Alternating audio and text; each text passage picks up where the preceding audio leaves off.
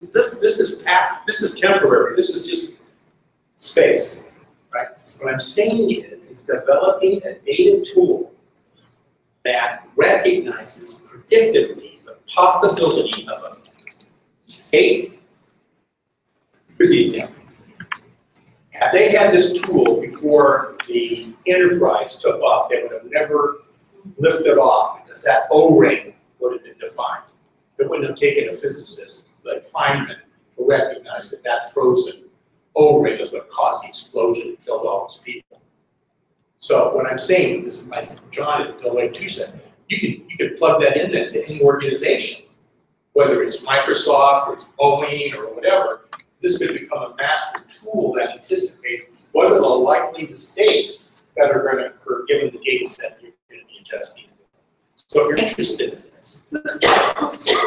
If you're interested in that as a sub-project. All right, we'll return to the lightning talk. Sorry. Who, you want to talk about it?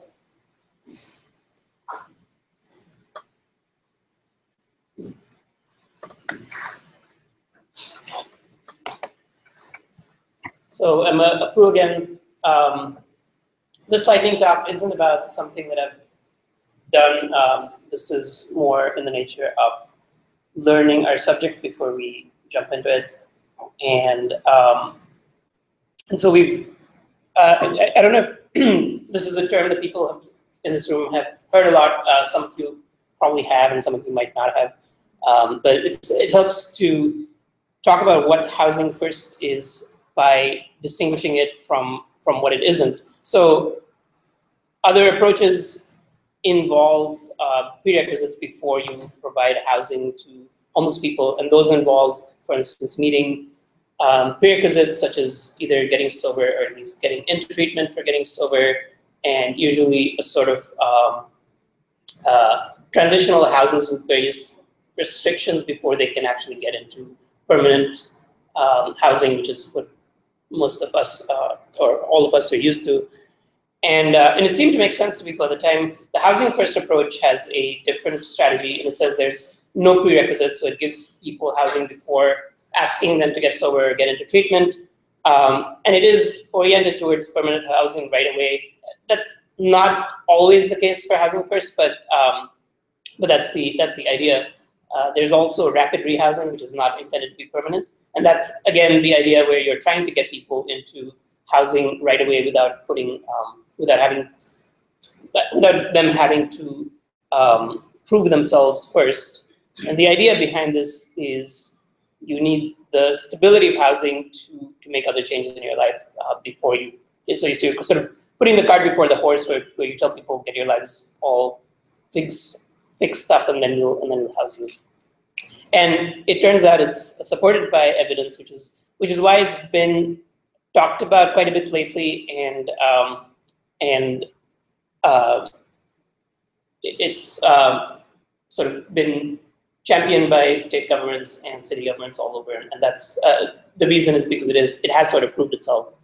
So the way it works is, in general, the program subsidizes rent and may negotiate with the landlord on behalf of the tenant, but the tenant is pretty much autonomous, and they have generally tenant leases, which they're in charge of, so they're not very different from any other tenant. Services are offered to them, and usually in sort of an active way, but they're not mandatory. So they're not mandatory to use, for instance, to get into addiction treatment, either to enter housing or to retain it.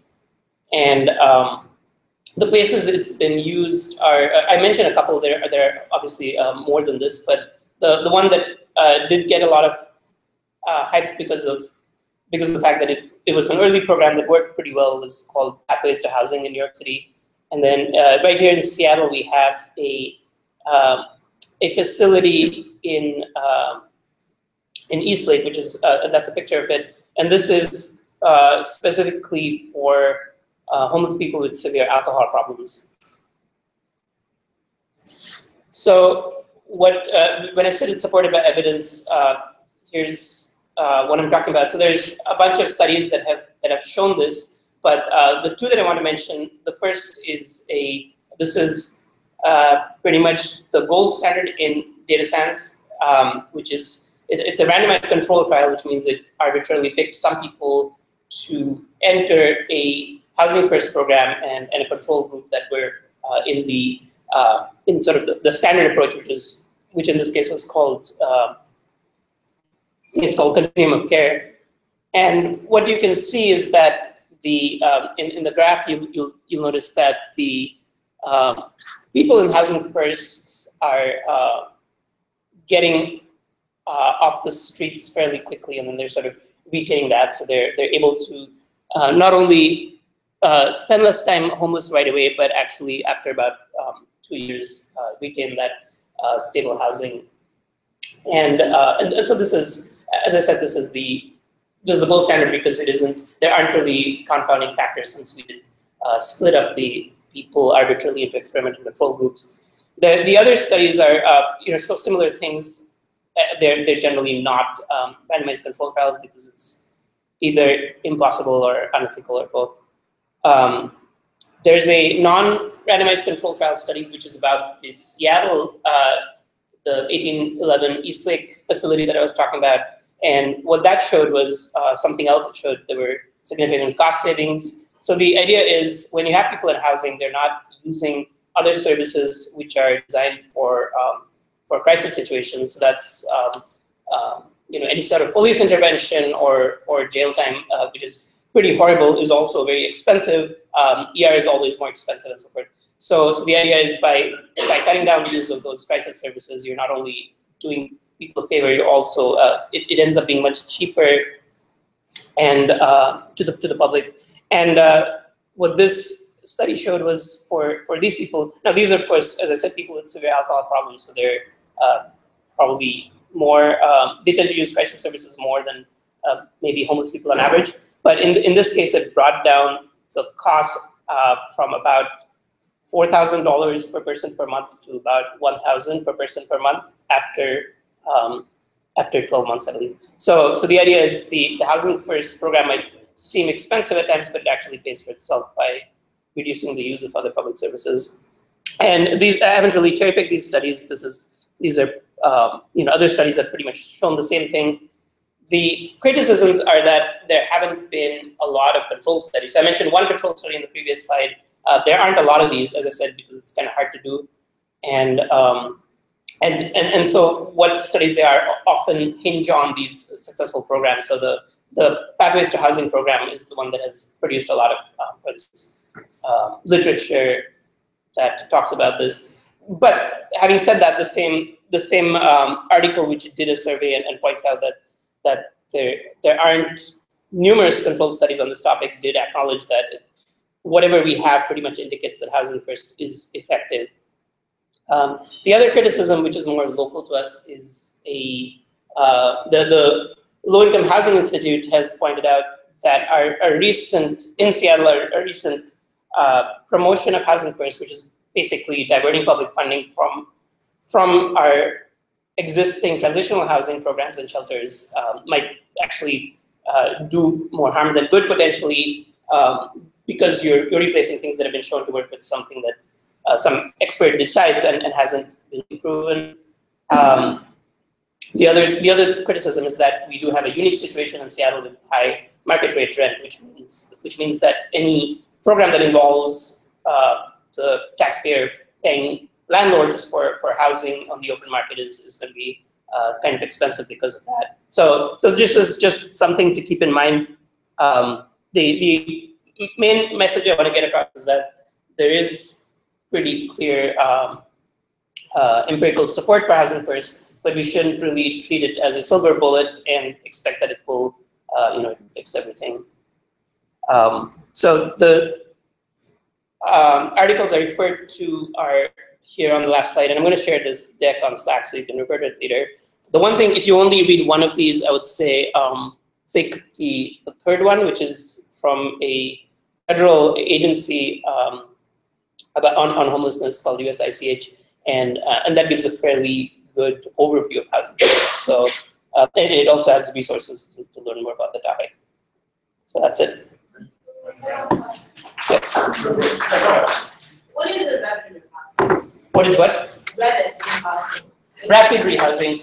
So rapid rehousing is again, it's the idea to provide people housing as quickly as possible. It's not necessarily permanent, but it does differ from traditional programs to get people into shelters with the fact that it doesn't put restrictions on their on them qualifying themselves for it or being able to begin it.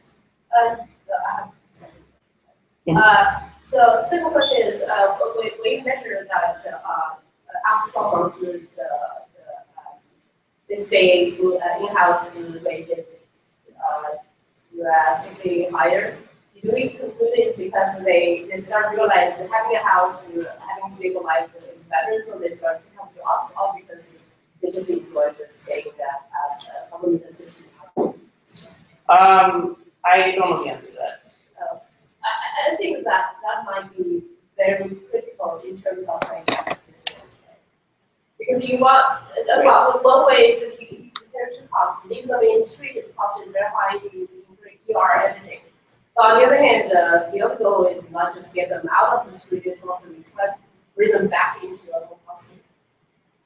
Sure. So there are other. That's a good question. I can't speak to jobs. I don't know the answer to that. But there are other studies that have shown that their ability, for instance, to actually get out of addiction has improved with housing first programs. So so with the fact that, as I said, they are given services that are not mandatory, but they're definitely actively promoted, and a lot of people do take them up, and they find that once they have their housing needs taken care of, they are able to devote that energy to getting solar, for instance. So there are studies that show that people have a good deal of success with that after they get into the housing first program. I was just comment so Seattle, the mayor's housing plan that was published last year, this is the direction they want to try and move towards. And at the moment they're spending something, or at least around this time last year, they were spending around 70% of funds on emergency 24-hour it was just say we want about housing first, but that's just not good. Which is more costly too. Yes. Yeah. So they're looking to Yep. Yes, your work into variations as to the nature of the user, whether it's psychotic or variations in their illnesses, does that affect their housing issues? Yeah, I'm sure it does. As I said, well, I haven't really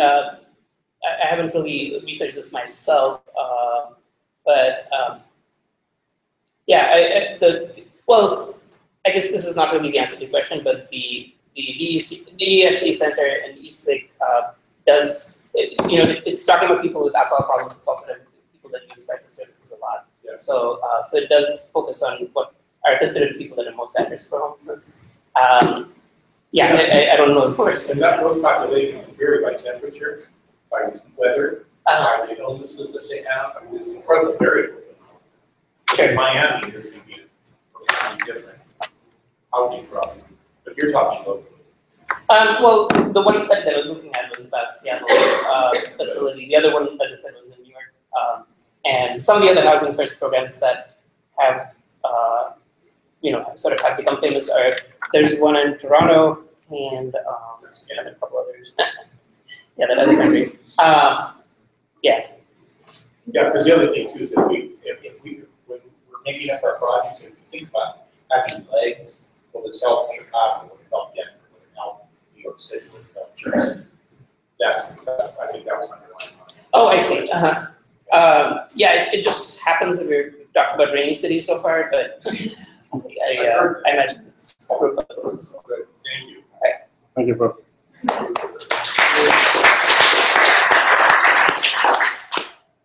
David?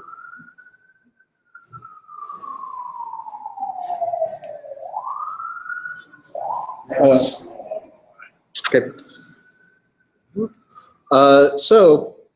These are slides from a talk I gave to the IEEE this week about 4 years ago that I've done some modification of. Scroll. I don't know what's wrong with your slide. Okay. You have to scroll these and mouse back. 2 fingers. Two fingers. Ooh. That's great.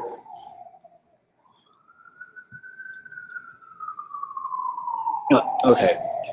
So I had at the time just done a project where I two fingers. Okay. So I got an email from someone at Washington State Department of Agriculture. They had done a survey for a program called Farms to Schools that was aiming to increase the amount of food grown on farms in Washington State, or served in schools in Washington State, and wondered if and we're looking for someone to look over the report that they were about to generate. And I said, sure, I have some time, I can do that. And there was this graph, which has this 3D effect that is inappropriate, and then there was, it makes it hard to see what's going on. This, if you can make sense out of that, you're better than I at this. So here I was like, this would really be a lot better as a stack bar chart. And Someone, are you a PC user there? can you tell? Yeah. And then there's this stack bar chart that has different sample sizes that would really be a lot better as the line graph that the last one was. And then This was the language? This was the language of the study? no, this was a report that I found from the GAO that estimates the amount of reports that all governments in the U.S. generate, and I should probably have put the number up there, but it's huge. And so, why did I end up getting this email? Well, I got this email because in 2007, I was a student at UW in the Department of Biostatistics, and I got an email from another student that said, hey, did anyone see that article in the American Statistician about this group at Purdue that does volunteer consulting? Does anyone want to do something like that? And I said, yeah, that sounds great. So myself and 3 other graduate students started a group called Statistics in the Community at UW. And we set out to find projects to work on to help the community. So we were, as I mentioned, we got this idea from a group at Purdue. We formed the second one here. Shortly thereafter, a group at Cornell, and a group at University of Illinois Urbana-Champaign, and a group at Ohio State, and a group in Belgium. And these things kind of blossomed all over the world. So in 2012, when I was writing this, I sent out an email to all these different groups and said, hey, what are you working on?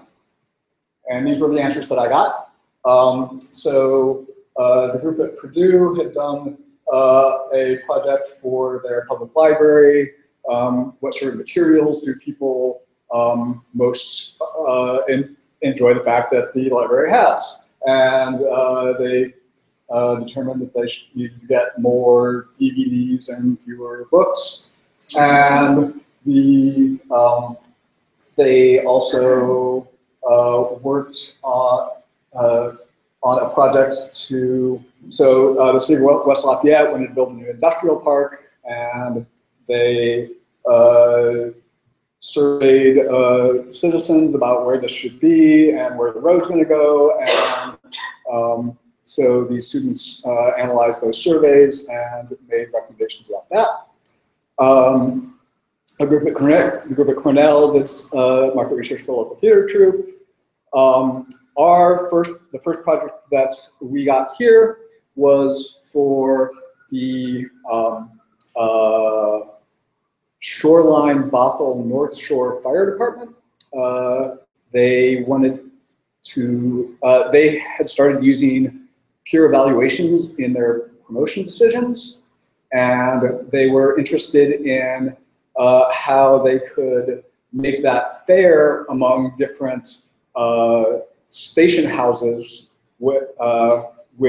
so you have essentially different offices, people only work with the other people in their office. How can you compare peer evaluations from people at different offices that are given by nearly entirely disjoint groups of people?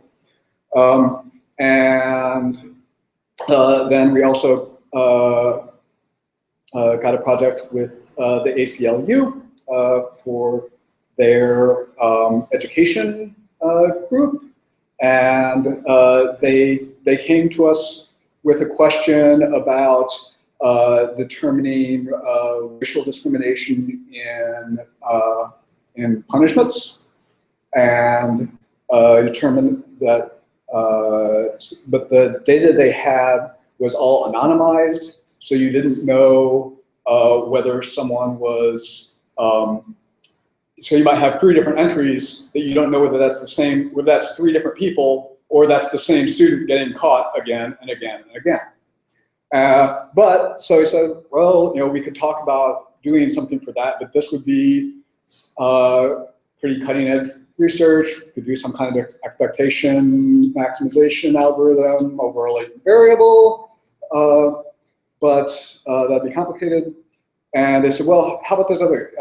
There's this think tank called the Washington State Institute for Public Policy, who wrote a series of papers analyzing the effects of the truancy law on school enrollment. And would you take a look at these and tell us whether you agree with them? What did they do right? What did they do wrong?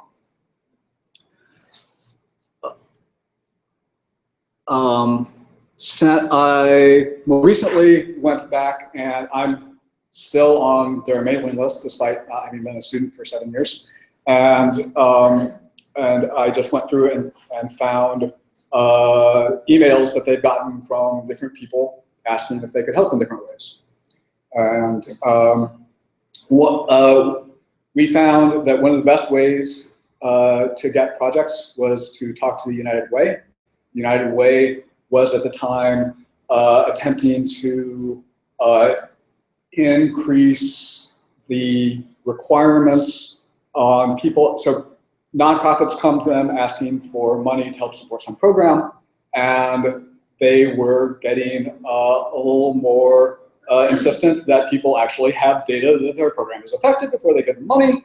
And so they would refer such people to us as people who might be able to help them develop their application and show that program benefit. There is a project, there's a request from the Seattle Aquarium to analyze some wildlife population size estimates.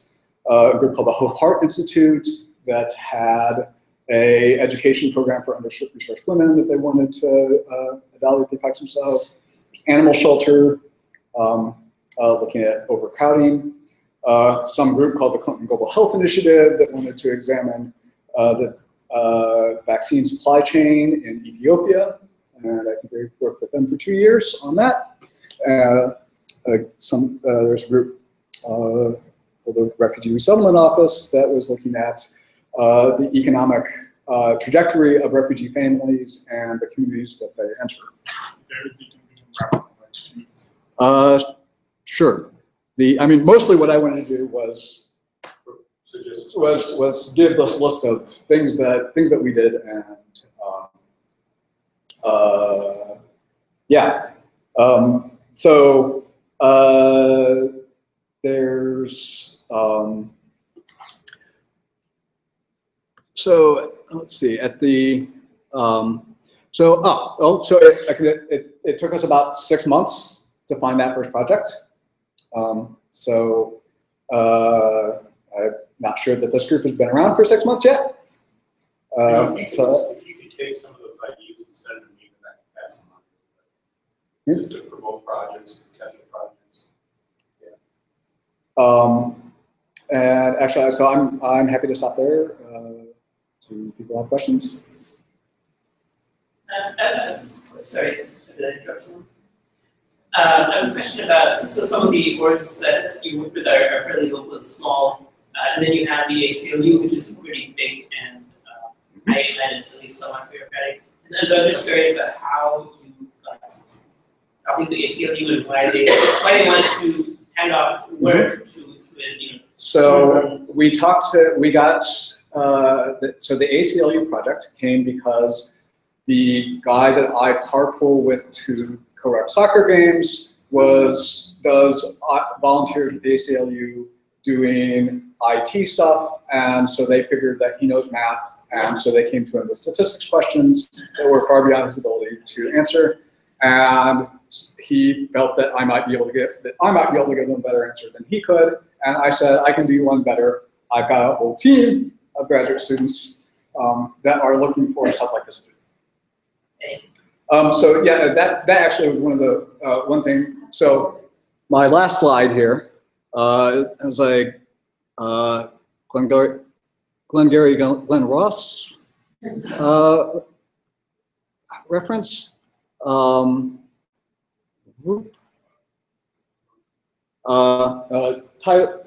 Title of the slide is Always Be Network. 1/3 to 1/2 of our projects came from a member was talking to a person and they said, I got this thing. And for that matter, 1/2 of our members came from someone talking to someone else about, hey, I've been working with this group. I think that I've been working with this group, we have this project, I think that you might be interested for this reason, or you have these skills that would be relevant. Sorry, I have a question. Yeah. You touched a little bit during your talk about the quality of data. So usually statisticians, they establish their models, they based on that they collect data and probably oversees the whole chain of data, transformation, whatever. When you take this project, these companies, these projects are already, the reason they work for you because they already have the resources to do the proper job. So how can you, if the data is not good enough, how can you conclude anything out of this? Well, and so one thing that's, as a statistician, I'd say, much of what I do is quantify uncertainty. And so I can help you appropriately quantify the uncertainty that you have, which is, may arrive at an answer that is not very helpful because as one paper, I read a paper recently that reported the 95% confidence interval of the area under a curve of their performance of their classifier as 0 to 1, which I think is probably a little too conservative. But I really do believe that appropriately saying we haven't really learned anything from this is often better than pretending that you did.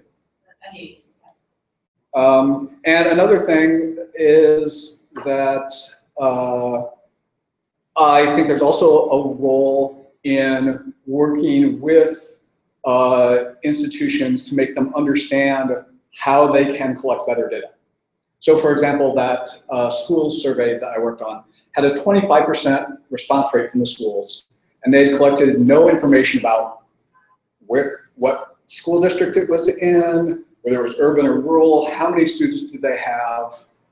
So there's an iterative interaction. If you can keep a long-term relationship, and you can, yeah, and I told them probably the most important thing that I am telling you in this project is next time, let's collect that data. Because there's so much, because I can now reweight that into population-based estimates that as opposed to just having your convenient sample with a 25% response rate, and we can, we can make our estimates and graphs of that, but there's a great deal of uncertainty as to how that reflects the reality on the ground. Thank you.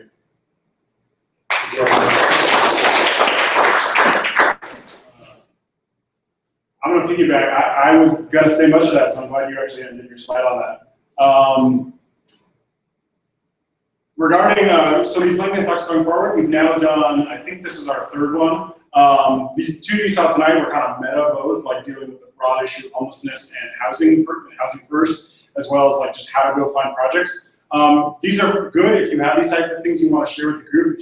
If in the course of finding your projects, you want to kind of write up a quick slide deck and even do like a 2-minute presentation, like those are perfectly acceptable too. My idea for how we do these lightning talks is like it's anyone's chance to just get up and like shout your information about a specific project or just how you've been doing so far. If like the transportation group next week just wants to create like 5 slides on like these are all the people we've talked to so far and the data we've collected, like that's a perfectly acceptable project presentation as well. So don't think these have to be like completed projects. That said, if you have a completed project, something you've done, I really want to see that. I'm looking at the 2 of you who are in classes right now and those of you who have completed DSI classes. I did a capstone project on analyzing photos for like viewability on like Flickr. That's like not even related to like homelessness or anything, but it is a machine learning project and it's a good way to like grease the wheels and get people talking about machine learning, data analysis. How did I scrape those photos? If anyone doesn't know how to like just scrape the web for photos and download them, like that's something I can talk about. You know, things that you may think are simple, someone else in the room may never have done. So it's a good way just to spread, spread the juices around and get everyone's thoughts flowing.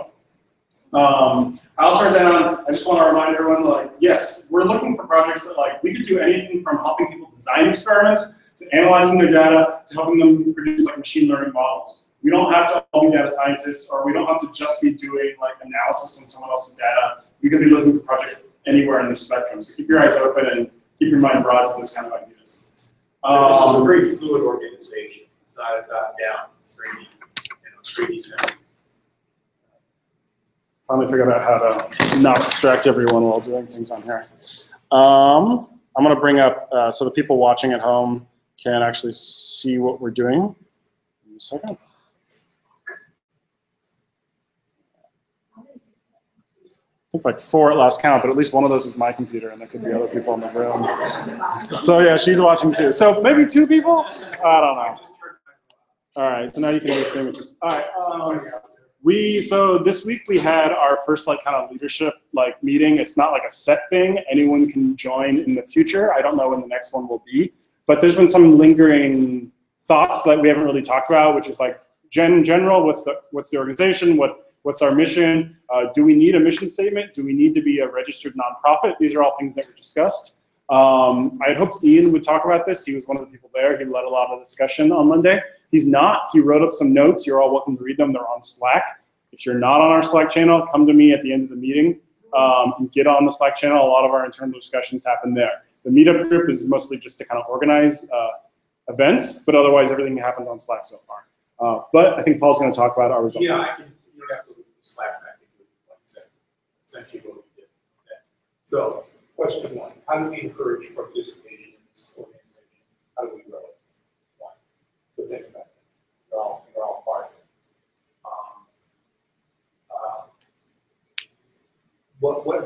What should we be doing for virtual meetings? Should we create a virtual and allow them? These are things you need to write these down so I can send them to you. One is, how do we expand the participation in this? And then how do we make this thing, the mechanics of it, facilitate a lot of people to use it? Right now, 438 people in this group, there's what, 3 years here. So something's wrong. Not wrong, but if we could use this YouTube channel thing, and I've got dedicated my company WebEx, so we can use that. Michael suggested this. We need a long-term plan. If it's a long-term plan, how do we do it? Amber is working on a survey. So you want to talk a little bit about it?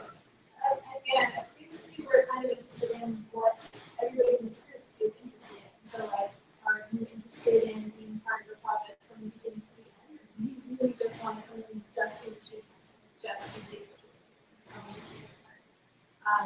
Basically, yeah, I'm interested in figuring out more about the people who are in this group. So I'm working on putting that survey together and sending it around. Hopefully everyone will get it. So when you get it, filling it out would be super helpful. So I'm creating because that's really going to shape how we go forward. Then also we discussed types of volunteers, and we already had talked about those people who are already trying to find projects, those who like to research social, economic, environmental, education, health needs. So start from scratch, knowing that in the end the project should have some kind of application to it. These groups of people who want to just do pure research that can help other teams, not do the machine learning and all that stuff, can provide information about it. Those who like to discover needs by contacting organizations, foundations, agencies, etc. Those needing help that may not know how data analysis might even help them. That's what I've encountered. I've been talking to a number of offices and private foundations. They have no idea how data can help. So, and so that could be really one of our little emigres, our Peace Corps group, to go out into the community as kind of representatives and say, oh, how many parties are using this stuff? And that way that just gets them more facile with use of data. Creation of a project creation and management tool. Those of you who are like business wackos, we really like that idea of having a project management tool that really kind of really provides some sequence of how this project. There's tons of those. Yeah, but I'm saying that each project team may or may not want to evolve. Other matters, when do we start contacting the media and PR, and when and why should we start working with the media to advance the message of this organization, not necessarily that we've got 20 brilliant projects working right now, look at all of them, but do we want to be able to create a series of messages, because if you know how to work with the media, it's never just one message, it's continuous sort of unfolding of information strategically that's going to grow recognition, et cetera, et cetera. So there's all these features that's something just to think about. Having nonprofit status, going after funding that buys us things that we would need for the project, airline flights, et cetera, computers, faster motherboards, whatever. Guest speakers in it. Somebody said, and I don't know who it was, but somebody said, not only insiders that are like real deep savvy, but outsiders, people that suffer, people that talk about the world. I'll add to that. If that was me, if you know someone who works at United Way or ACLU or one of these organizations that doesn't do any sort of data-related thing, but is more like in the trenches working on an issue, and you think they'd be a smart person to come in and just talk about the problems they face, we're also looking for those kind of speakers too. And then, let's see, this is something that it's going to be very touchy, but there may be some projects that involve, that have, as I suggested, really entrepreneurial value. We need to figure out legally how this organization and the licensing, if anybody, because I can't say to a project team, you can't. So, but we need to figure that out.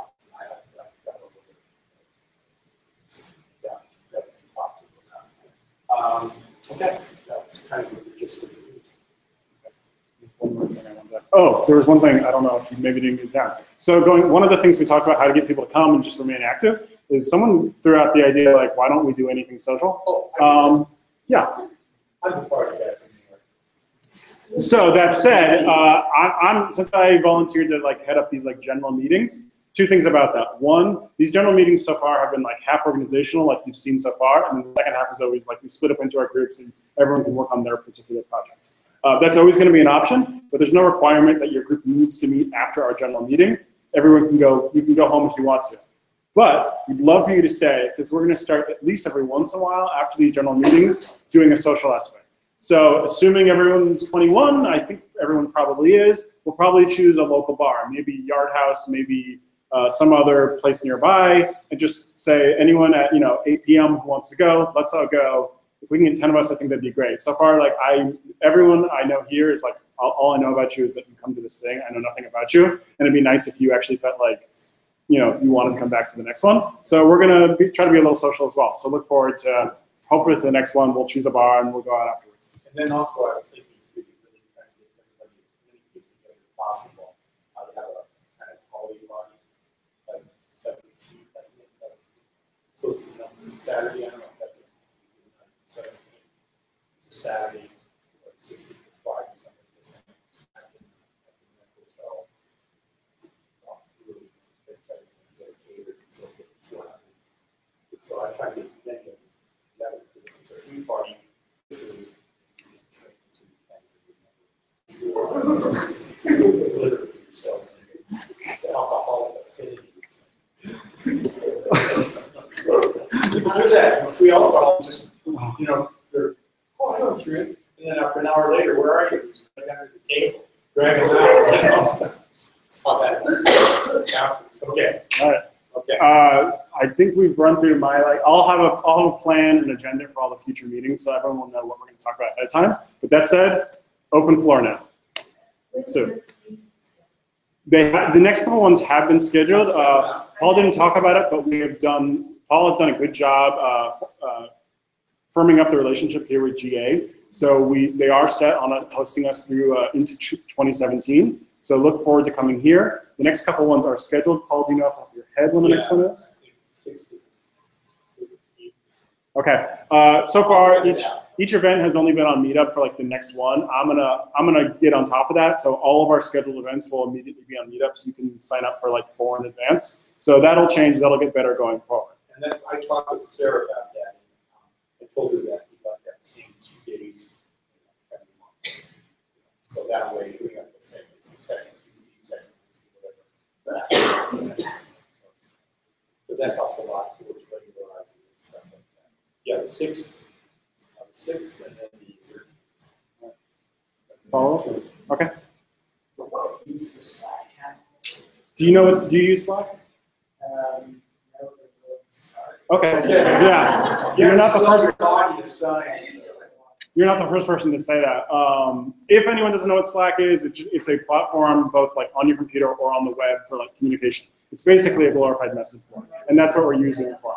I'll pull it up. But the Slack channel is data for good PNW. You won't be able to get in. We do have 400 members, but I didn't want initially 400 people to all just be saying like hi, hi, hi for the first month. So I did close it. We may open it up in the future, but like I said earlier, come up at the after we're done here, and I'll just add you in the big list. Anyone else while I pull up Slack? Yeah, the groups that are already out there, have we come up with it? Anyone can propose a group, basically. We've already had, I think, like 1 died, which is totally going to happen going forward.